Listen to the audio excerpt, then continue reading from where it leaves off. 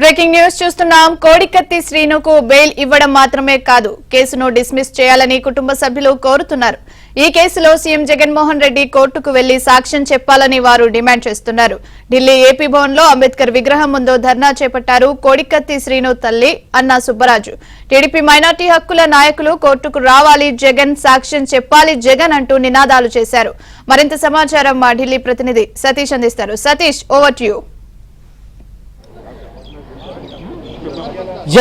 ఆంధ్రప్రదేశ్ రాష్ట్రంలో ప్రధానంగా 2018లో జరిగిన సందర్భంలో కోడికత్తి కేసులో సీనును నిందితుడిగా చేరుస్తూ నాటి సందర్భంలో ఆయన అరెస్ట్ చేయడం జరిగింది. దాదాపు 5 ఏళ్ల కాలం నుంచి కూడా కోడికత్తి కేసులో ఆయన జైల్లో ఉంటూ వచ్చారు. తాజాగా కొద్దిసేపటి క్రితమే ఈరోజు ఆయనకు హైకోర్టు బెయిల్ మంజూరు చేసింది.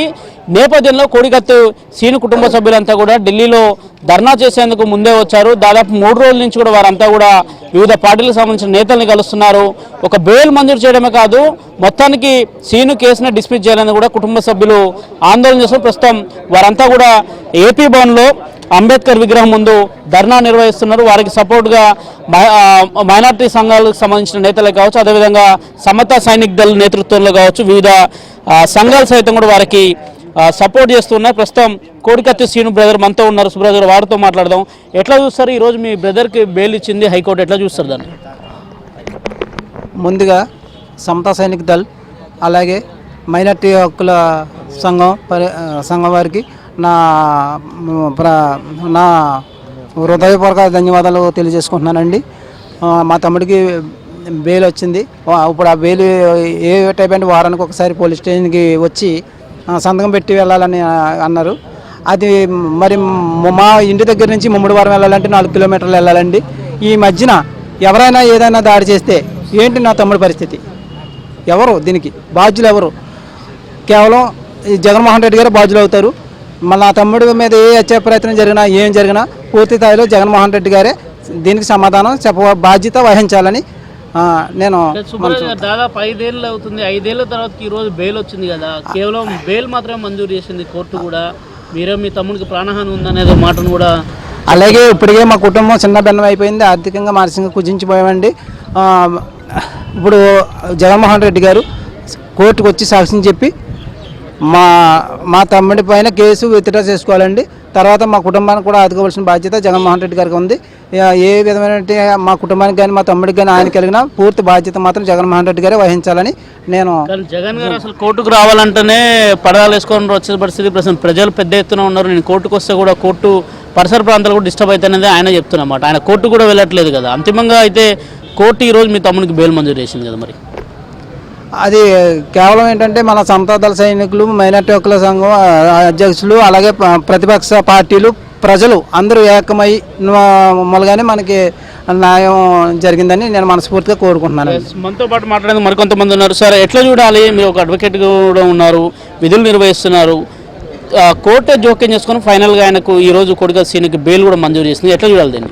రాష్ట్రంలో దళితుల పరిస్థితి ఎంత అగమ్యగోచరంగా ఉంది, ఎంత దుర్మార్గంగా వాళ్ళ మీద అత్యాచారాలు, అవమానాలు జరుగుతున్నాయి అనే దానికి కోడికత్తి సీను కేసే ఒక పెద్ద ఉదాహరణ.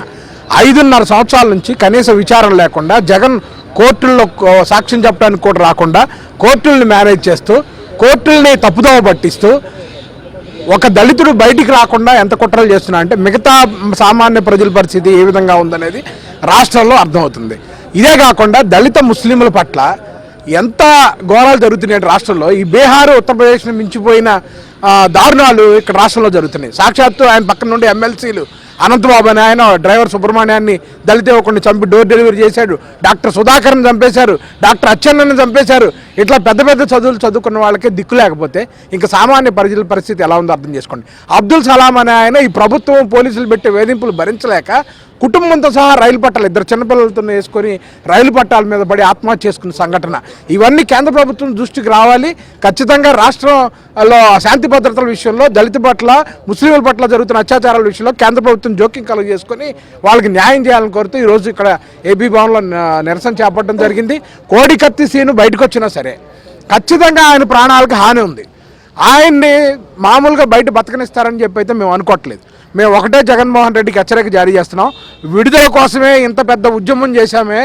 కోడికత్తి శ్రీనుకి కానీ ఏదైనా చిన్నపాటి గాయం కలిగినా రాష్ట్రంలో జగన్మోహన్ రెడ్డి ప్రభుత్వాన్ని భూస్థాపితం చేస్తామని, జగన్మోహన్ రెడ్డి మరలా రాష్ట్రంలో తిరగనీయకుండా చేస్తామని చెప్పి హెచ్చరికలు జారీ చేస్తారు. మైనారిటీ హక్కుల పరిరక్షణ సంబంధించిన ఫారూక్ కూడా ఉన్నారు. ఫారూక్ భాయ్, ఎట్లా చూస్తారు? అంతిమంగా దాదాపు 5 ఏళ్ల తర్వాతకి అతనికి బెయిల్ మంజూరు చేశారు కదా, ఎట్లా చూడాలి ఈ అంశాన్ని? అత్యంత దారుణమైనటువంటి సంఘటన సార్ ఇది. ఎందుకంటే మీరు చూసుకుంటే కనుక మొత్తం దేశంలో ఇటువంటి యునీక్ కేసు ఇది.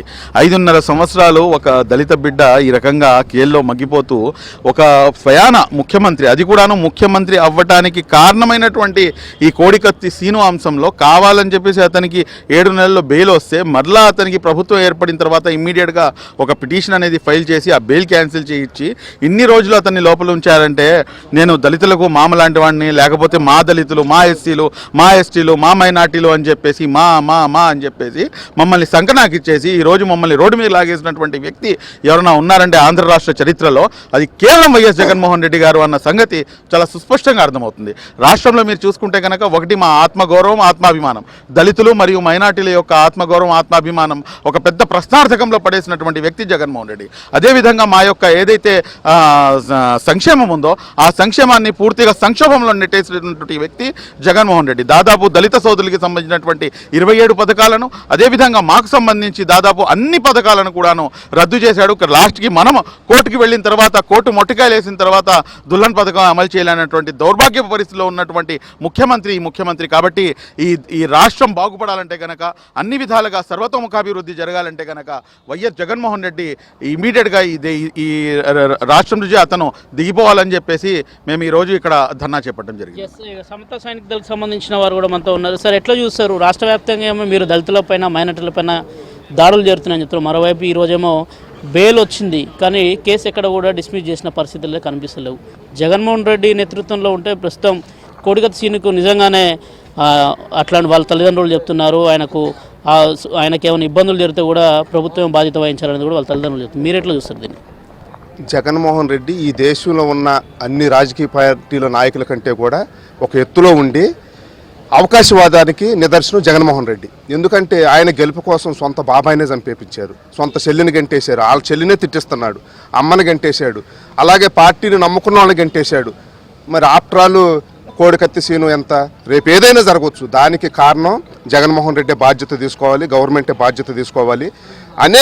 ఈ రాష్ట్రంలో అనేక దాడులు, నేను ఆర్మీలో 16 సంవత్సరాలు పనిచేసి వచ్చాను, అనేక రాష్ట్రాలు తిరిగి వచ్చాను. ఎక్కడా కూడా ఇదివరకే నా సర్వీస్లో ఉన్నప్పుడు ఏదన్నా విధ్వంసం జరిగిందంటే బీహారు, యూపీ, రాజస్థాన్ అని చెప్పేవాళ్ళు. ఈరోజు దేశంలో ఏదైనా జరుగుతుందే దళితుల మీద, ముస్లింల మీద అంటే ఆంధ్రప్రదేశ్ని నిదర్శనంగా చూపిస్తున్నారు. అంత దారుణంగా ఈ 5 సంవత్సరాల్లో, 50 సంవత్సరాల్లో ఎలా ఉండేది రాష్ట్రం అనేది 5 సంవత్సరాలు దిగదార్చేశాడు జగన్మోహన్ రెడ్డి. కాబట్టి రాష్ట్రంలో ఉన్న ప్రజలందరూ కూడా జగన్మోహన్ రెడ్డి మాయ మాటలను నమ్మొద్దు. జగన్మోహన్ రెడ్డి చేస్తున్న అకృశాలను అందరూ తెలుసుకొని జగన్మోహన్ రెడ్డికి బాబాసాహెబ్ అంబేద్కర్ ఏదైతే ఓటు అనే ఆయుధం మనకి ఇచ్చాడో దాని ద్వారా రాబోయే ఎలక్షన్లో బుద్ధి చెప్పి ఈ రాష్ట్రంలో నిజంగా దళితులు, ముస్లింలు బతకాలంటే, వాళ్ళ హక్కులు కాపాడుకోవాలంటే, వాళ్ళ పథకాలు కాపాడుకోవాలంటే, వాళ్ళ నిధులు కాపాడుకోవాలంటే, వాళ్ళ చట్టాలను కాపాడుకోవాలంటే జగన్మోహన్ రెడ్డి అనే నియంత్రణ ఎట్టి పరిస్థితుల్లో గెలవనివ్వకూడదు. ఇప్పుడు జరగబోయే యుద్ధము రాజ్యాంగానికి, జగన్మోహన్ రెడ్డికి ఆంధ్రప్రదేశ్లో యుద్ధం జరుగుతుంది. రాజ్యాంగబద్ధంగా బాబాసాహెబ్ కల్పించిన హక్కులకి జగన్మోహన్ రెడ్డి యొక్క నిరంకుశత్వానికి యుద్ధం జరుగుతుంది. అందుకనే జగన్మోహన్ రెడ్డిని ఓడించడం ప్రతి ఒక్కరి బాధ్యతగా తీసుకోవాలని సమతా సన్నిధుల ద్వారా ప్రతి ఒక్కరికి చేతులు జోడించి విజ్ఞప్తి చేస్తున్నాం. వాళ్ళ కుటుంబ సభ్యులేమో ఆయన భద్రత మీద కొంత ఆవేదన వ్యక్తం చేస్తారు. ఏమైనా జరిగితే రాష్ట్ర ప్రభుత్వం బాధ్యత వహించాలని మాట్లాడుతున్నారు. తప్పకుండా ఇది ఆయన అసలు ఇప్పుడు మాకు అదే భయంగా ఉంది. అసలు ఇన్ని రోజులు 5.5 సంవత్సరాలు బయటికి రానివ్వలేదు. తర్వాత ఇప్పుడు ఎన్ని కండిషన్లు పెట్టారంటే వారం వెళ్ళాలి, తర్వాత ఈ కేసు విషయం గురించి ఎక్కడా మాట్లాడకూడదు. అసలు జగన్మోహన్ రెడ్డి భయం ఏంటి? సీను బయటకు వచ్చి ఎక్కడ నిజం చెప్తాడో, నేను ఈ ఎలక్షన్లో చిత్తుగా ఓడిపోతాను అందుకని చెప్పేసి రానికుండా ఇంతకాలం మేనేజ్ చేశాడు. ఇప్పుడు వచ్చిన తర్వాత ఆయన ఒక్క మాట కూడా మాట్లాడుకోకుండా ఈ కేసు గురించి మాట్లాడకూడదని అనేక ఒత్తిళ్లు తీసుకొచ్చి చెప్పి ఆర్డర్ తీసుకొచ్చాడు. అంటే ఇప్పుడేంటి, ఆయన నిజం చెప్తే ఈయన ప్రభుత్వం కూలిపోయినట్టే. దాన్ని జరగకుండా చేయడం కోసం ఈయన చంపేసేయచ్చు, ఏమైనా చేయొచ్చు. దీన్ని దృష్టిలో పెట్టుకుని రాష్ట్రంలో ప్రజలందరూ సీనుకి కానీ ఆయన కుటుంబం కానీ ఏమైనా జరిగితే జగన్మోహన్ రెడ్డి బాధ్యత, మేము మాత్రం ఎలాంటి బాధ్యత తీసుకొని పోరాటం చేస్తాం. ఓకే, ఇది ఓవరాల్గా చూసుకుంటే ఇక కోడికత్తి సీన్ కుటుంబ సభ్యులు పెద్ద ఎత్తున కూడా ఇటు ఢిల్లీలో కూడా ధర్నా చేస్తున్నారు. మరోవైపు ఆయన బెయిల్ మీద బయటికి రావడం కాదు, ఆయన భద్రతకు సంబంధించిన అంశంలో కూడా కోర్టు జోక్యం చేసుకోవాలి. అదేవిధంగా ఆయనకు భద్రత కల్పించాలి. వారం వారం జైలుకి వారం పోలీస్ స్టేషన్కి వెళ్ళి కేసులో మీరు సంతకం పెట్టి రావాలంటే కూడా కొంత ఇబ్బందికరమైన వాతావరణం ఉంటే దాదాపు 5 ఏళ్ళ నుంచి బయటికి రానివారు ఇప్పుడు బయటకు వస్తే ఆయన పరిస్థితి ఏ విధంగా ఉంటుందనేది కూడా వారి కుటుంబ సభ్యులు అయితే ఆందోళన వ్యక్తం చేస్తున్నారు. ఇది ఇక్కడ తాజా